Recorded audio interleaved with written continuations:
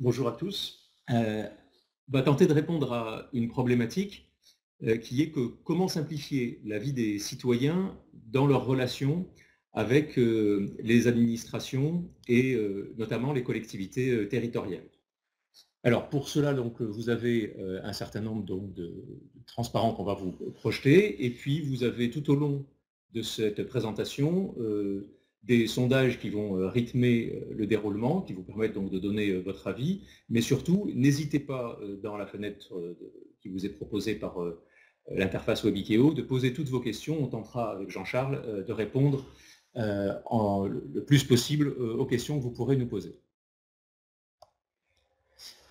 Alors, les citoyens se trouvent confrontés dans leurs relations avec les collectivités à de multiples procédures pour accéder aux services des collectivités. C'est principalement lié au fait que les collectivités, territoriales notamment, ont de nombreuses compétences. Elles ont à gérer aussi bien la voirie que la petite enfance, la gestion des cimetières, la cantine, la scolarité dans les classes, dans les petites classes, et donc elle propose différents moyens d'accéder à ces services. Dans certains cas, le citoyen doit se déplacer au guichet, dans d'autres cas, il peut le faire par Internet ou par voie postale, et finalement, il se retrouve à avoir différents moyens de communication avec la collectivité, qui a aussi différents moyens de lui répondre, et le citoyen n'est jamais certain d'avoir le bon moyen de communication et de savoir par quel moyen il aura aussi la réponse, quelles sont les pièces qu'il a à communiquer.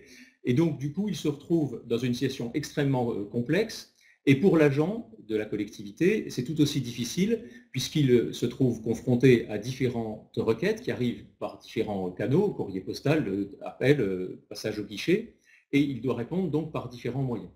Cette complexité, évidemment, peut être résolue en proposant une interface unique, qu'on va donc appeler gestion de relations citoyens, qui va permettre d'unifier l'ensemble des demandes, à la fois du côté citoyen et du côté agent.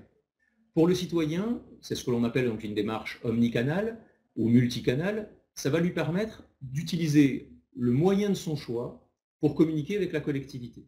C'est-à-dire qu'il va pouvoir indifféremment adresser à une collectivité une demande par voie électronique ou par voie postale ou se déplacer au guichet. Et du côté de l'agent, le fait de disposer de ces requêtes dans un environnement unifié va aussi lui simplifier les méthodes de travail. Parce qu'il faut bien se rendre compte que dans une collectivité, il y a environ une application spécifique par tranche de 1500 habitants. Ainsi, une collectivité de 80 000 habitants va avoir à peu près 60 logiciels.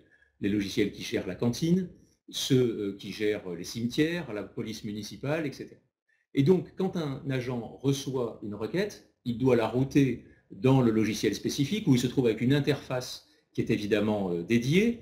Il va devoir saisir l'information, puis la remonter au citoyen. Bref, il est dans une situation lui aussi de complexité. Dans le cadre de la GRC, donc la gestion de relations citoyens, l'agent va se retrouver avec des requêtes qui arrivent dans une interface unique, un tableau de bord unique, dans lequel il a une traçabilité de toutes les requêtes qui ont été exprimées et de toutes les réponses qui ont été apportées. Chaque agent peut transmettre à un service pertinent, si ce n'est pas lui qui doit gérer la requête. Et du côté du citoyen, il voit quelque chose qui est assez intéressant, c'est qu'il peut enfin suivre ce qui arrive sur sa demande. C'est-à-dire qu'il va savoir si sa demande a été ouverte, si elle est en cours de traitement, si elle a été transmise au bon service, si par hasard il n'avait pas transféré, s'il n'avait pas interrogé le service pertinent. Et donc, il a là aussi une transparence qui est quand même peu courante et qui est extrêmement utile pour le citoyen, puisqu'il va savoir à quel degré d'avancement se trouve sa requête. Donc vous avez là la réponse, je dirais, au premier sondage qui vous a été soumis. Vous voyez qu'on a effectivement la satisfaction des usagers qui est apportée par cet environnement de gestion relations citoyens, mais vous avez aussi la traçabilité des demandes, tant du côté du citoyen que du côté de l'agent, et ça va répondre aussi à une conformité réglementaire, comme on va le voir très prochainement. Et puis, évidemment, ça simplifie aussi, ça réduit les délais et ça réduit les coûts. Jean-Charles, tu disais souvent que la réduction des coûts était importante sur l'utilisation d'un outil de gestion de relations citoyennes. Oui, le facteur 5 à 10. Une demande guichet revient à peu près à 10 à 15 euros par opération, alors que la même demande par voie dématérialisée revient à 2 à 3 euros. Donc, effectivement, il y a des enjeux importants en termes de réduction de coûts. Alors, l'autre point, c'est l'enjeu réglementaire. Les collectivités sont soumises à une réglementation de plus en plus complexe, les élus le savent, et notamment, fin 2016, un décret a indiqué que toute administration devait pouvoir être saisie par voie électronique. La saisine par voie électronique, SVE, donc doit rentrer dans les faits, dans les collectivités territoriales notamment, et elle impose un certain nombre de règles. Alors certaines collectivités pensent avoir trouvé un moyen en disant j'ouvre des boîtes mail, c'est-à-dire que je mets une boîte mail voirie ville de machin, je mets une boîte mail pour la petite enfance, une boîte mail pour la culture, pour les sports, etc. La boîte mail pose un problème, c'est qu'il n'y a aucune traçabilité. C'est-à-dire qu'un citoyen va poser une requête et il n'y a jamais la certitude que tous les services traitent les demandes avec les mêmes délais, il n'y a pas de centralisation, et ça ne répond pas au décret qui est sorti donc en 2016, qui indique que, pour faire court, à J+1, le citoyen doit avoir reçu un premier document qui est un accusé d'enregistrement, qui dit finalement on a bien reçu votre demande, et à J+10, doit envoyer un accusé de réception avec un certain nombre d'éléments qui sont explicités dans ce décret. Et bien évidemment, par mail, on n'a jamais la certitude de pouvoir respecter ces délais dans tous les services. De plus, à cette saisine par voie électronique, cette SVE, est venu s'ajouter le silence vaut accord, qui fait que dans certains cas, et au niveau territorial, c'est une vingtaine de procédures, 21 exactement, qui font que la collectivité, si elle ne répond pas, eh bien la requête du citoyen est réputée acceptée. Donc évidemment, le mail n'est pas un outil satisfaisant pour répondre à cette problématique, et il est préférable d'avoir un outil centralisateur qui va gérer cette traçabilité. Cette traçabilité, elle va être dans le tableau de bord de la gestion de relations citoyennes, où on va voir toutes les requêtes avec la date à laquelle elle a été reçue, et dans le cas du silence vaut accord, la date impérative à laquelle il faut qu'une réponse soit adressée aux citoyens, faute de quoi la requête sera réputée acceptée, ce qui peut mettre en danger, en quelque sorte, certaines collectivités si elles n'avaient pas apporté la réponse dans les délais. Alors, vous avez un second sondage qui vous est proposé sur le chat, de manière à ce que vous puissiez nous dire ce que vous pensez dans les collectivités où vous êtes sur les services qui sont proposés, puisque là aussi, la gestion de relations citoyennes permet aux agents et aux responsables de la collectivité d'avoir une vision et des indicateurs sur les délais de traitement, sur le nombre de requêtes qui ont été traitées dans un certain nombre de délais, sur la qualité des réponses apportées, etc. Donc, vous le voyez, la gestion de relations citoyennes simplifie, et c'est le credo de la Poste depuis déjà plusieurs années, simplifie la vie des citoyens dans leur démarche et simplifie aussi la vie des agents dans le traitement qu'ils apportent aux requêtes. Il y a une autre simplification qui est importante, c'est la manière de s'authentifier et de gérer son compte avec l'administration. Pratiquement tous les citoyens qui sont dans des collectivités ont soit un compte aux impôts, soit un compte à la sécurité sociale, soit éventuellement une identité numérique auprès de la Poste. L'identité numérique fait que vous avez finalement un compte et un identifiant unique, et qu'il est parfois pénible, même souvent pénible, d'avoir à se créer un autre identifiant pour se connecter, pour faire des démarches administratives. Eh bien, dans le cadre de la gestion de relations citoyennes proposée par la Poste, on s'appuie sur l'identité numérique que le citoyen peut déjà avoir, par exemple auprès des impôts, auprès de la Poste ou auprès de la sécurité sociale via Amélie, pour lui créer son compte collectivité. Ce compte collectivité, finalement, il va lui permettre de suivre les requêtes qu'il a déposées auprès de la collectivité, mais sans avoir besoin de se créer une nouvelle identité. Son identité va être, au travers d'un outil qui s'appelle France Connect, va être celle dont il dispose déjà, par exemple, auprès des 3 organismes que j'ai cités. Et donc, il va retrouver dans ce fameux compte citoyen tous les échanges qu'il peut avoir.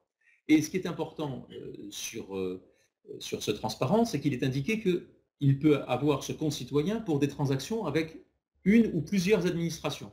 Parce qu'effectivement, un citoyen va habiter par exemple dans une commune, mais il peut travailler dans une autre, avoir ses enfants scolarisés dans la collectivité où il réside ou dans la collectivité où il travaille, et donc vouloir faire des transactions, des interactions avec différentes administrations. Eh bien, il va pouvoir s'appuyer sur ce fameux compte citoyen unique pour gérer ces différentes transactions. Jean-Charles, c'est un sujet que tu connais bien, donc je te laisse en dire quelques mots. Tout à fait. Alors, je dirais le compte citoyen unique va jouer un rôle important dans notamment l'intercommunalité. Alors, l'intercommunalité, ça va être un petit peu notre focus là pour terminer cet exposé, renforce encore la nécessité d'outils de GRC. Pourquoi? Parce que l'intercommunalité crée finalement 2 difficultés. La première, pour le citoyen, la délégation des compétences n'est pas claire. Quand vous habitez une petite commune et que cette commune a par exemple délégué la gestion de la voirie ou de l'éclairage public à l'intercommunalité, vous, si vous habitez cette commune et que votre réverbère est en panne, vous allez aller à votre mairie parce que c'est ce que vous connaissez. Et si votre mairie vous explique qu'elle n'est plus compétente et qu'il faut se déplacer, c'est effectivement compliqué. Donc c'est vrai que d'autant que ces compétences varient chaque année. La deuxième difficulté, ce sont que les élus des communes, bien sûr, ne remettent pas en cause les vertus de l'intercommunalité en termes de mutualisation de coûts, mais sont toujours soucieux de perdre de l'information concernant leur commune. Si quelqu'un, par exemple, signale un problème de voirie et que la voirie a été déléguée à l'intercommunalité, ben la commune sera soucieuse de pouvoir toujours être informée du fait que l'interco est en charge du problème. Donc, les outils GRC permettent de régler ces 2 sujets. Comment? Eh bien, on va le voir dans un exemple avec les communes génoises, mais en permettant aux citoyens d'avoir un portail de téléservice qui rend transparent pour lui la délégation des compétences. La personne, elle signale un problème d'ordures ménagères, ça va peut-être être géré par le syndicat intercommunal. S'il y a un problème de voirie, ben c'est l'interco. Par contre, la propreté, c'est peut-être la commune. Donc, il y a un portail unique, quelle que soit, encore une fois, la délégation de compétences.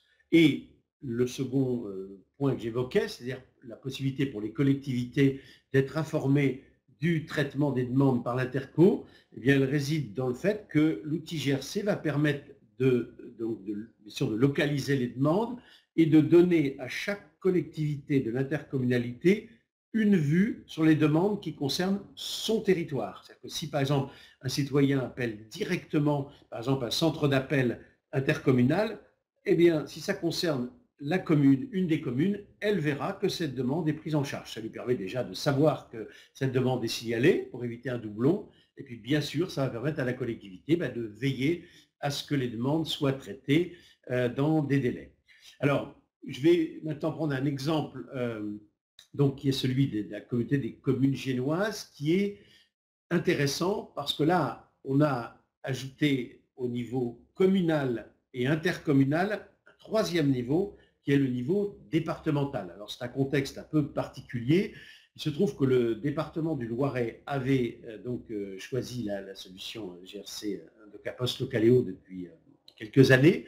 Et dans le cadre d'un syndicat qui s'appelle Loiret Numérique, a décidé de mettre à disposition cette plateforme pour les communes du département du Loiret. En d'autres termes, pour éviter que chaque commune ait à faire l'acquisition d'un outil. Cet outil, il est mutualisé.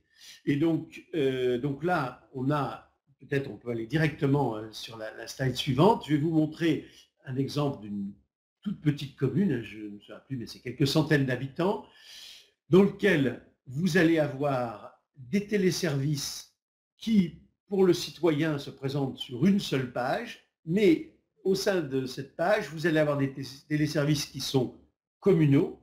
Par exemple, faire une demande de copie d'acte d'état civil, ça reste dans la commune. Des téléservices intercommunaux, puisqu'un certain nombre de délégations ont été transférées, et vous avez même des services départementaux. Et vous avez d'ailleurs des services qui sont entre les deux, puisque par exemple, pour prendre l'exemple ici des communes giennoises, le prendre rendez-vous pour un passeport, c'est une compétence qu'a la commune de Gien, mais qui s'applique à tout le territoire de l'intercommunalité. Donc vous avez ici, sur le portail de téléservice de ce petit village qui s'appelle Bois-Morand, vous avez un téléservice qui concerne la ville de Gien, parce que c'est la ville de Gien qui gère les passeports, le renouvellement des passeports et des cartes d'identité. Enfin, et pour terminer sur cet aspect, une des difficultés qu'on peut rencontrer quand on a un contexte intercommunal, c'est le fait qu'un citoyen va avoir un compte, par exemple, dans sa commune de résidence, et comme le disait Laurent tout à l'heure, il peut être, par exemple, commerçant dans le chef-lieu de la ville un peu plus important. Et s'il se crée un compte dans sa petite commune et qu'on lui demande de se recréer un autre compte quand il va faire une démarche en sa qualité de commerçant, eh bien évidemment, c'est compliqué. D'où effectivement la possibilité offerte par notre plateforme GRC d'avoir des comptes qui sont multi-collectivités. Donc le citoyen va pouvoir donc non seulement avoir un compte, par exemple dans le cas de Cécile Gilloise, qui va être son même compte va lui permettre de faire des démarches auprès de la collectivité, de l'intercommunalité et du département. Et il peut même faire ces démarches avec un profil particulier, puisque quelqu'un peut être, par exemple, en qualité de particulier dans sa commune, mais en qualité de commerçant dans une autre. Et s'il est commerçant, il aura des téléservices qui ne sont pas forcément ceux offerts aux particuliers. Voilà, donc en résumé, je dirais que l'intercommunalité, je dirais, ce qui était un peu un luxe dans le cas des communes devient finalement indispensable dans l'intercommunalité. Et je ne vous cache pas aujourd'hui que nous, les projets GRC sur lesquels nous travaillons sont portés, enfin aujourd'hui nos grands projets, on va dire pratiquement 2 projets sur 3 aujourd'hui, c'est bien le cadre intercommunal qui les porte, et c'est un cadre tout à fait légitime. Voilà, donc vous avez eu le deuxième sondage sur la mise à disposition d'indicateurs. Donc, comme l'indique Jean-Charles, donc l'intercommunalité est aussi un point sur lequel il est important de disposer d'indicateurs, puisque les services étant répartis entre différents opérateurs, d'ailleurs le citoyen n'a pas à savoir où se trouve le bon niveau de service. Lui, il va poser sa requête à la collectivité qu'il souhaite, généralement sa commune. Si c'est le réverbère, il ne va pas se soucier de savoir si les réverbères ou la voirie, le trou dans la chaussée, est géré par sa commune ou par le département ou par la communauté d'agglo. Lui, il va poser sa requête au point le plus proche en général pour lui, et la requête sera transmise au bon niveau, et il y a évidemment un suivi au travers d'indicateurs de savoir qui a traité la requête. Voilà. Alors Didier nous pose une question pertinente. Si le département n'a pas le Caléo, ce qui peut arriver, personne n'est parfait, est-ce que ça marche? Alors, j'ai 2 réponses. Une réponse immédiate aujourd'hui, non, effectivement. C'est-à-dire que quand le département a la solution, il n'y a rien à faire, on a juste à activer instantanément cette architecture intercommunale. En revanche, nous, notre philosophie, enfin celle de Localéo et du groupe La Poste, c'est d'être ouvert. On a évidemment comme objectif d'avoir une bonne part de marché, mais on est réaliste, on n'aura pas 100% des collectivités. Donc aujourd'hui, contrairement, je dirais, à certains éditeurs, métiers qui voient dans l'ouverture des menaces sur leur business model, nous, on est nativement ouvert. C'est-à-dire que nous, on a vocation à communiquer, par exemple, avec des logiciels métiers, et on a le Caléo représente sur France Connect, Laurent peut peut-être l'indiquer, presque 75% des collectivités qui utilisent France Connect en France l'utilisent via notre solution. Voilà, donc un département qui dirait, moi, j'ai une autre plateforme ou j'ai un système d'identification, eh bien nous, on est tout à fait ouvert pour que notre solution s'interface. Voilà, l'ouverture chez nous, c'est quelque chose de vraiment natif et on n'est pas du tout bloqué là-dessus. Et de même que, comme je le disais tout à l'heure, on a cette connexion à un ensemble aussi d'applications spécifiques, que ce soit des applications petite enfance, applications de police municipale, de gestion de cimetière ou autres. L'objectif de la GRC est de se trouver comme étant un concentrateur, un agrégateur de l'ensemble des requêtes et de les diriger vers les bonnes applications ou, comme le disait Jean-Charles, vers les bons services des collectivités qui traitent les dossiers. Didier nous pose une autre question, voilà. je vous laisse, puisque oui, alors là, donc, on arrive sur un sujet qui est très, très important.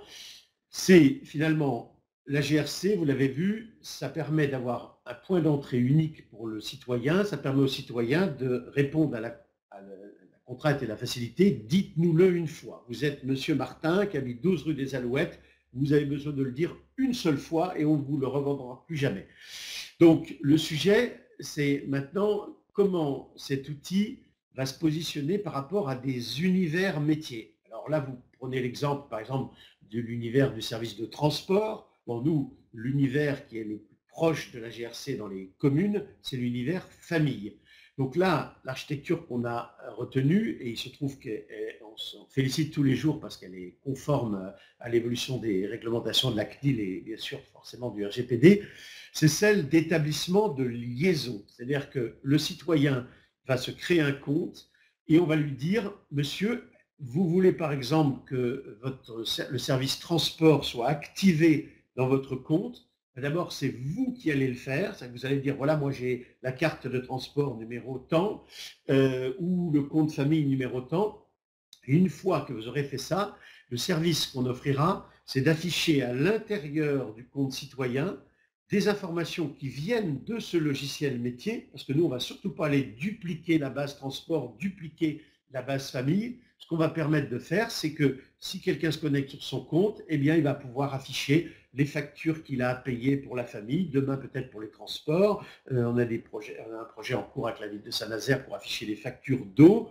Donc, voilà, donc l'architecture qu'on met en place, c'est une architecture dans laquelle la GRC va récupérer des informations qui sont en provenance d'univers métiers, va ne surtout pas stocker ces données personnelles, mais par contre, pour l'utilisateur, va les afficher dans un univers unique. Voilà. Et donc la question qui est posée par Annie, qui est de dire quid du bloc national, c'est-à-dire du bloc social comme les CPAM ou les caisses d'allocation familiale, ben, je dirais, nous, on est ouvert. Bon, ne nous voilons pas la face aujourd'hui. C'est vrai que les projets d'État sont des projets plus lourds, mais là aussi, on a des projets en cours. Voilà. Et le grand, enfin, je dirais pour conclure sur ce point, finalement, donc le RGPD, c'est-à-dire en fait le renforcement très fort des mesures, on va dire, de respect des données personnelles qui va s'appliquer à tous à la fin du mois de mai 2018, avec des pénalités, vous le savez, importantes qui seront partagées par les collectivités et les prestataires, de notre point de vue, va accélérer des architectures où on n'aura pas des duplications de base, mais où on aura donc une couche supérieure donc de type GRC qui permettra, sous la responsabilité du citoyen, de pouvoir afficher des informations, donc encore une fois avec des règles de consentement qui seront bien précises. Et ces informations, ben, elles pourront venir de différents univers. Et bien sûr, les autres administrations y ont leur rôle. Rappelons que la Poste donc, est opérateur de maisons de services publics qui précisément agrègent tous ces différents intervenants. Et on a des projets naturellement autour de ces sujets. Alors, Bruno, pour répondre à votre question sur la personnalisation de l'environnement, la réponse est évidemment oui. Ce que propose la GRC est en fait un ensemble d'outils. Alors, du côté agent, c'est un tableau de bord. Donc là, évidemment, c'est une interface qui est dédiée, puisque c'est une application en tant que telle en mode web.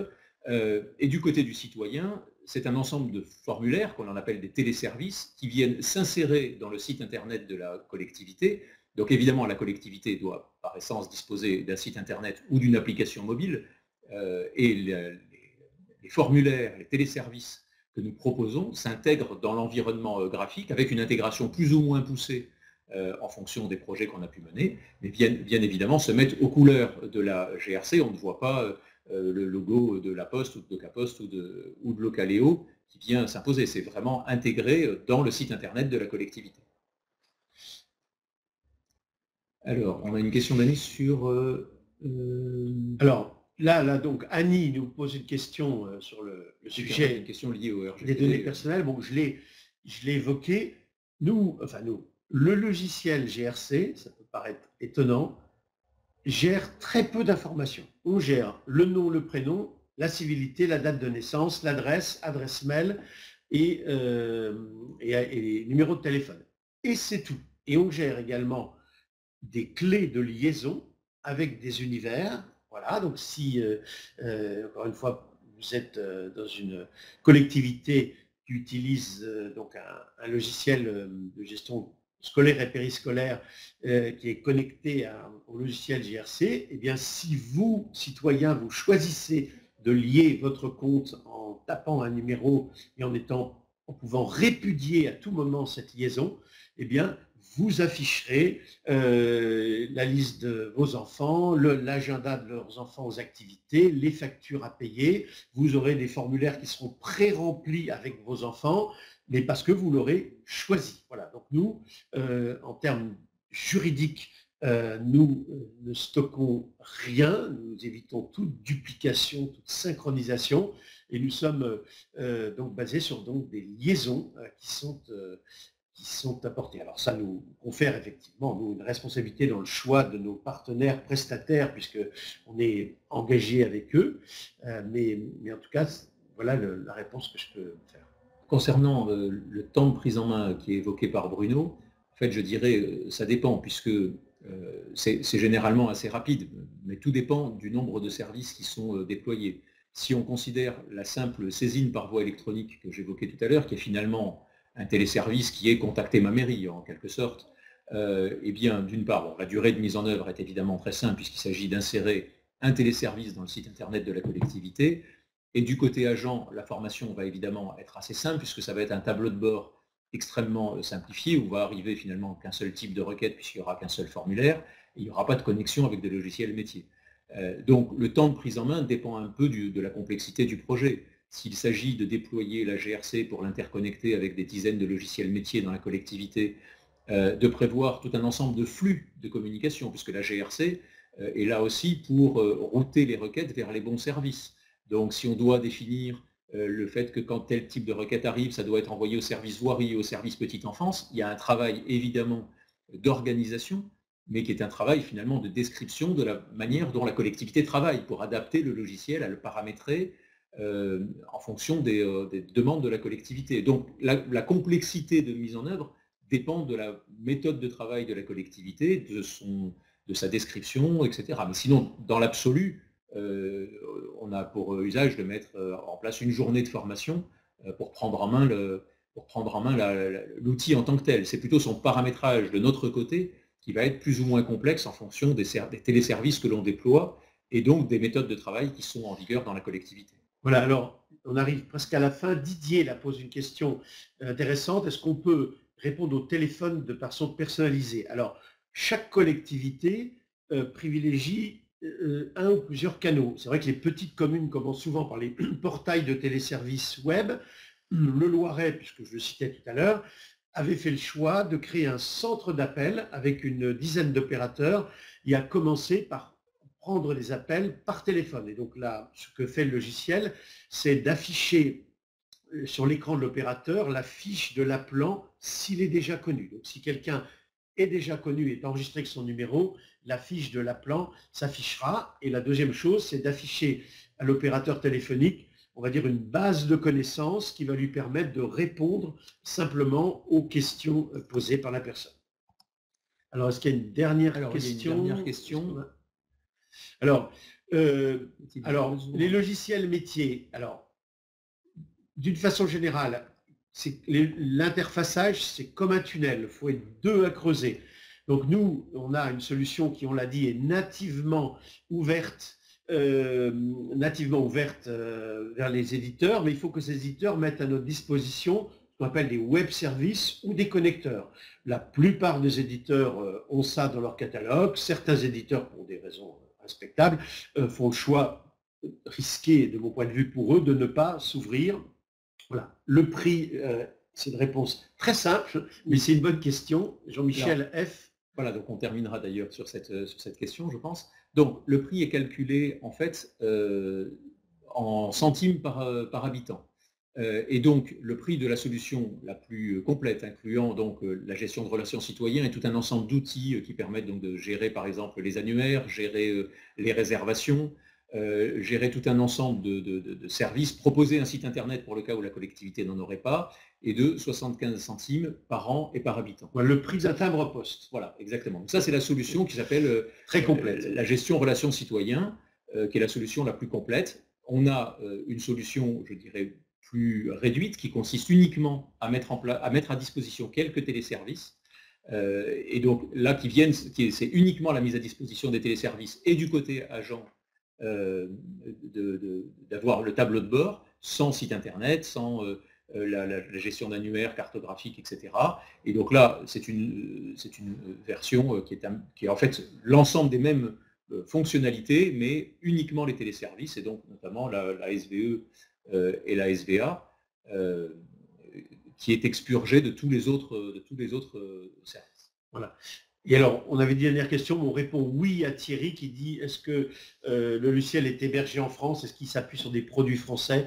La réponse est oui, même si bien sûr il y a des éléments libres qui sont des... voilà, est-ce que le PHP est un langage français? Je ne suis pas sûr, mais en tout cas, c'est une solution qui est bien française, en tout cas européenne. Écoutez, on arrive au terme du temps qui nous était imparti. Donc, merci beaucoup pour votre participation. Et donc le prochain webinaire organisé par DocaPost, vous recevrez évidemment en tant qu'inscrit l'ensemble des informations pour vous y inscrire aussi. Le webinaire peut être revu en différé comme vous le proposera l'interface. Vous pourrez voir donc l'ensemble des transparents qu'on vient de vous montrer. Et en cas donc de souhait de disposer de plus d'informations, vous avez les coordonnées donc, du directeur commercial de DocaPost Callao qui s'affiche, qui se fera un plaisir de répondre à toutes vos questions. Merci beaucoup et donc à très bientôt sur le prochain webinaire DocaPost Callao. Bonne journée à tous.